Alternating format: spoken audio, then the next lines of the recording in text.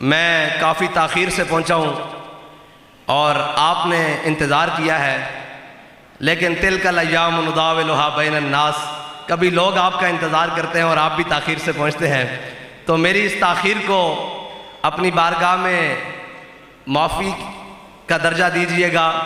کوئی اور کام نہیں تھا، بس کافی طویل سفر کے بعد رات دیر سے لاہور پہنچے اور پھر اس کے بعد صبح۔ انتظار کروانا مقصد نہیں ہے، ہمارا مقصد تو صرف حضور کی محبت بیان کرنا ہے، وہ 11 بجے بیان ہو یا 2 بجے بیان ہو، اس لیے کہ لطف سجن دم بدم قہر سجن گاہ گاہ، 11 بجے بھی بات پونے۔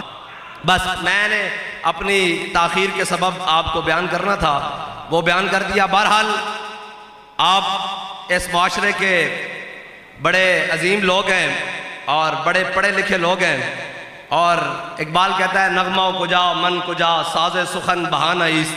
اقبال کہتا ہے حضور نعتیں کہاں، شعر کہاں، شاعری کہاں، فلسفہ کہاں، نغمہ کجا من کجا ساز سخن بہانہ، کہاں قافیہ ردیف، کہاں شعر و شاعری، کہاں بیت بازی، کہاں علم تعلیم، کہاں جناب یہ فلسفیانہ باتیں۔ کہتا ہے نغمہ کجا من کجا ساز سخن بہانہ ایست، سوئے قطار می کشم ناکہ بے زمام راہ۔ کہتا ہے حضور میں تو ابو بکر والی بولی بول کے، عمر والی بولی بول کے، عثمان والی بولی بول کے، آپ کی امت جو اس اونٹنی کی قطاروں میں سے بچھڑ گئی ہے، جیسے قطار میں سے اونٹنی بچھڑ جاتی ہے، یا رسول اللہ میں آپ کی محبت بیان کر کر کے امت کو دوبارہ آپ کے دامن محبوب سے جوڑ کے رکھ رہا ہوں۔ بس ہمارا تو مقصد اتنا ہی ہے کہ ہم نہ تو کوئی جناب نہ شاعر نہ خرقہ پوش اقبال، کیونکہ یہ جاوید اقبال کے نام سے آڈیٹوریم ہے، تو لوگوں نے پاکستان کے اندر مسٹر اور ملا کی لڑائی ڈالی ہوئی ہے کہ شاید یہ ناموس رسالت کا کام یہ مولویوں کا کام ہے،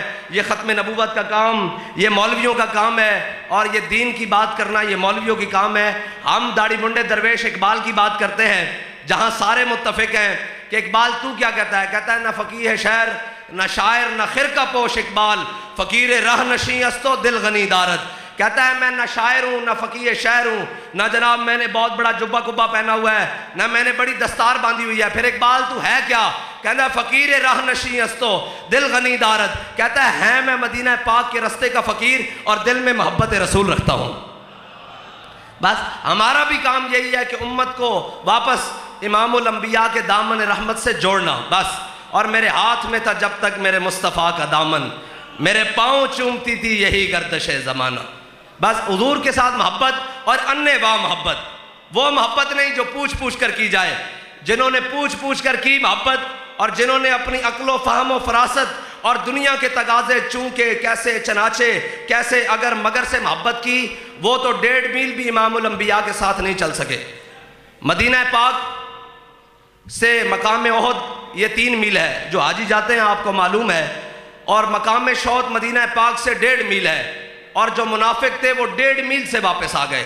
انہیں کہا گیا جی چلیں آپ ساتھ، تو عبداللہ بن ابی 300 ساتھیوں کو لے کر مقام شہد مدینہ پاک سے 1.5 میل ہے، یہ وہاں سے واپس آ گیا۔ اور جنہوں نے کہا یا رسول اللہ ہم سے پوچھتے ہیں جانا چاہیے کہ نہیں، جانا چاہیے کہ نہیں، جانا چاہیے کہ نہیں، حضرت سعد بن معاذ کھڑے ہو گیا، کیا یا رسول اللہ ہم کوئی قوم موسیٰ ہیں کہ ہم کہیں ہم نے بدر نہیں جانا؟ فاذهب انت وربك فقاتلا انا هاهنا قاعدون، جاؤ تم اور تمہارا رب لڑو، ہم یہاں جناب من و سلوہ کھانے کے لیے بیٹھے ہیں۔ کہا یا رسول اللہ ہم وہ نہیں ہیں، ہم تو کہتے ہیں سل حبال من شئتا وقتا حبال من شئتا سالم من شئتا عاد من شئتا خذ من اموالنا ما شئتا۔ یا رسول اللہ بدر تو یہ کھڑا ہے، حکم دیں گھوڑے سمندروں میں ڈال کے رکھ دیں گے، حکم دیں کیسر و کسرا کے ساتھ جنگ لڑ کے رکھ دیں گے، حکم دیں آپ کے آگے بھی لڑیں گے پیچھے بھی لڑیں گے، جان سے بھی لڑیں گے مال سے بھی لڑیں گے، حکم دیں بحر غماد تک گھوڑوں کے جگر پگھلا کے رکھ دیں گے۔ تو علامہ اقبال سے پوچھتے ہیں اقبال ان کے پاس گھوڑے تھے جو وہ کہتے ہیں کہ ہم نے سمندروں میں ڈالنے تھے، وہ کون سے گھوڑے تھے؟ تو اقبال کہتا ہے ہر کشک مصطفیٰ سامان اوست بحر و بر در گوشہ دامان اوست۔ اقبال کہتا ہے جھلیا جس دے دل وچ محبت رسول ہوئے نا، کائنات دی ہر نعمت اس دی جیب وچ موجود ہوندی۔ بس حضور کی محبت آج پوری امت تقریباً 2.25 ارب امت، اور اتنا سا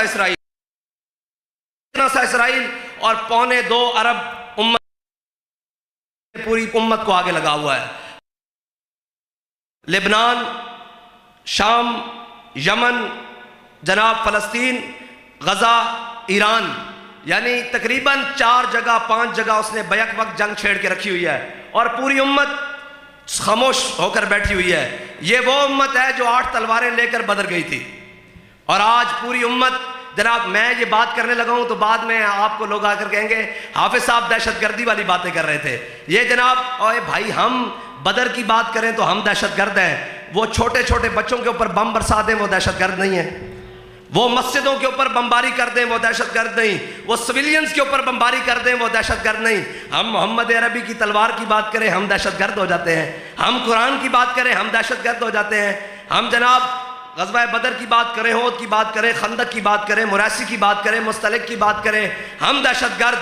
اور وہ پوری امت کو کاٹ کر اور جناب دندناتا پھر رہا ہے پوری دنیا میں اسرائیل، اس کا جہاں دل جاتا ہے دنیا میں وہ بمباری کرتا ہے، بندے مار دیتا ہے، اسے کوئی پوچھنے والا نہیں۔ ہم صرف بات کریں کہ یار یہ ظلم ہو رہا ہے، یہ جناب ظلم کی انتہا ہو رہی ہے، آج تک ایسے تاریخ میں نہیں ہوا، تو یہ کہتے ہیں ان کو بند کر دو، یہ دہشت گرد ہیں۔ بھائی اگر یہ دہشت گردی ہے تو ہم برے سرے ممبر بھی کہتے ہیں کہ ہم اس معاملے میں دہشت گرد ہیں، کسی کو کوئی تکلیف ہو ہم اس معاملے میں دہشت گرد ہیں۔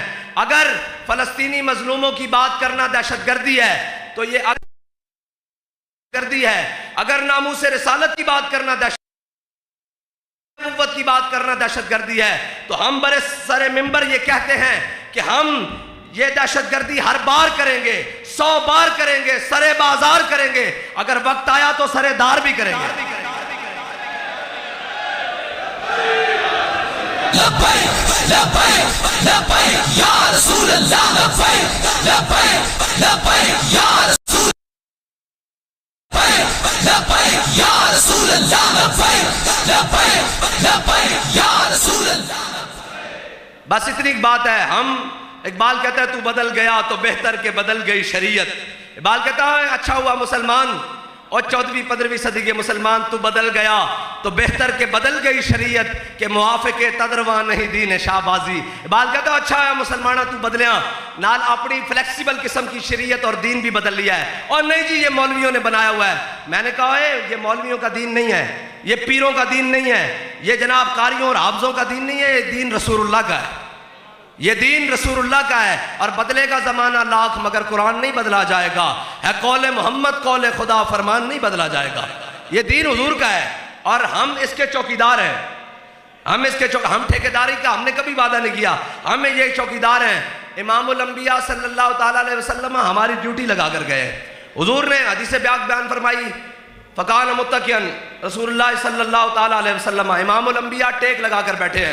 حضور نے بنی اسرائیل کے علماء کی بیان کی، حضور نے فرمایا بنی اسرائیل کی قوم گناہوں میں مبتلا ہو گئی، اور ان کے علماء نے، ان کے جناب بڑوں نے منع کیا، قوم باز نہ آئی، اور ان کے جناب جو مجتہدین تھے، جو علماء تھے، جو شیوخ تھے، وہ بھی ان کے ساتھ ملوث ہو گئے۔ اس کا مطلب پتہ ہے کیا ہے؟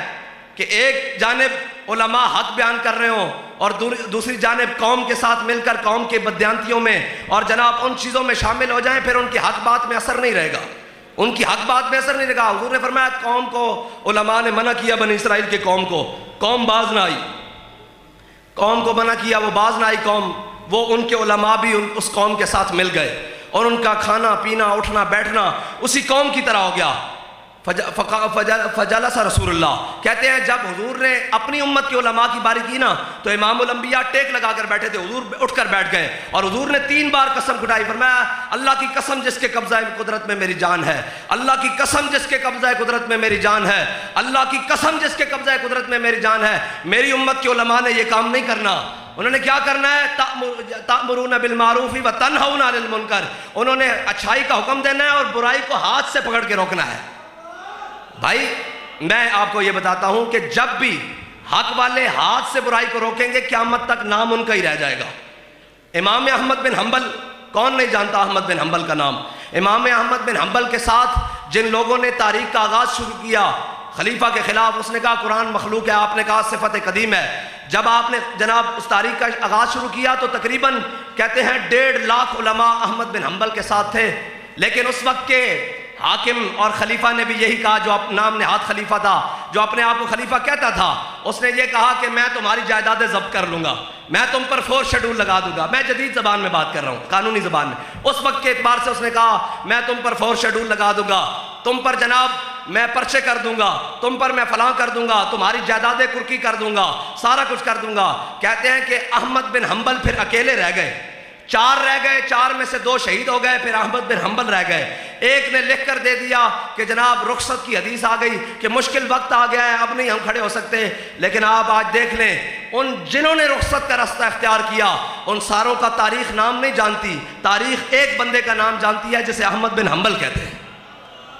حق کی ایک اپنی پاور ہے، اور یہ نہیں کہ حق کے لیے مشکلات نہیں آتی۔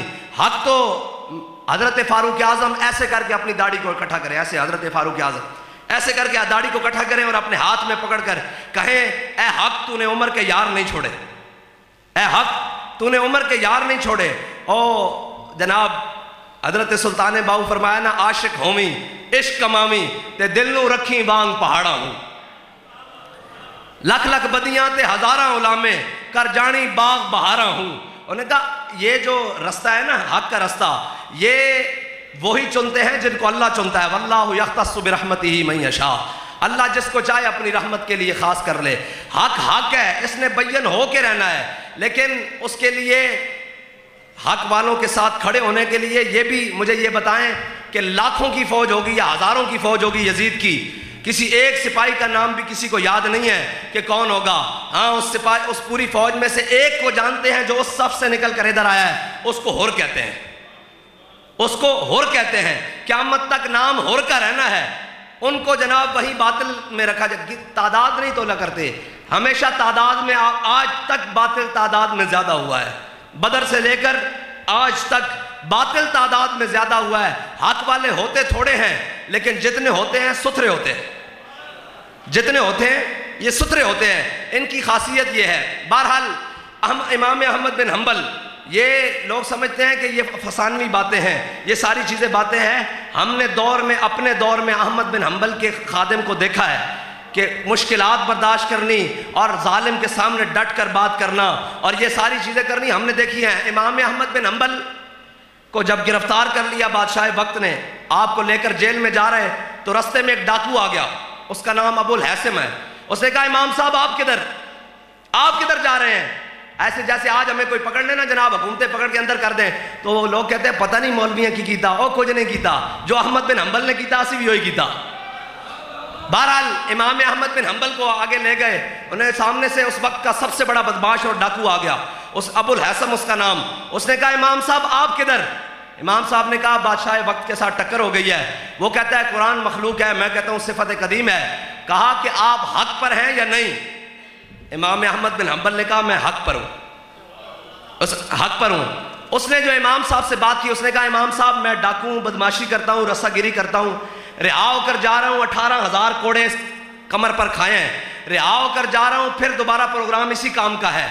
تو آپ اگر حق پر ہیں نا تو اپنی کمر پر حق کے لیے 18,000 کوڑے ضرور کھائیے گا۔ امام احمد بن حنبل کہتے ہیں کہ مجھے اس ڈاکو کی بات دلیر کر گئی، اور حضرت آپ کے بیٹے حضرت عبداللہ وہ کہتے ہیں کہ امام احمد بن حنبل جب بھی دعا مانگتے تو دعا مانگتے رحم اللہ لأبی الحسم، غفر اللہ لأبی الحسم، یا اللہ ابو الحسم پر رحم کر، یا اللہ ابو الحسم کو بخش دے۔ ہم کہتے ہیں ابا جی ہم بیٹے ہیں، آپ ہمارے لیے دعا نہیں کرتے۔ ابو الحسن کی بات مجھے دلیر کر گئی، ایک ڈاکو کی بات۔ احمد بن حنبل، امام احمد بن حنبل کو جب باز نہ آئے وہاں بھی حق بلند کیا تو بادشاہ وقت نے آپ کو جیل سے نکالا اور آپ کے جناب قمیض اتروائی اور اونٹ کی ننگی پیٹھ پر آپ کو باندھا، بغیر پالان اور کجاوے کے آپ کو اوپر باندھا، اور باندھ کر کہا کہ ان کو کوڑے لگاؤ سرے بازار، یعنی جیسے مال روڈ ہے یا انارکلی بازار ہے یا اس طرح کے مین روڈوں پر، کہا اونٹ گزرے اور 7 جلادوں نے ہاتھ میں کوڑے پکڑے ہوئے، اور کوڑا مارنے والا کوڑا مارتا تو احمد بن حنبل کہتے رک جا، کہتے اعلان کرتے ننگی پیٹھ کے اوپر اونٹ کے اوپر، کہتے ہوئے جو مجھے جانتا ہے وہ جانتا ہے، جو مجھے نہیں جانتا وہ بھی جان لے کہ میرا نام احمد بن حنبل ہے اور میری بادشاہ وقت سے ٹکر ہوئی ہے۔ وہ کہتا ہے قرآن مخلوق ہے، میں کہتا ہوں صفت قدیم ہے، اور یہ کوڑا میں نے اللہ کے نام پر اس کو معاف کیا، اگلا مارو۔ یہ احمد بن بھائی حق کے لیے تو پھر اتنی قربانیاں دینی پڑتی ہیں، حق تو پھر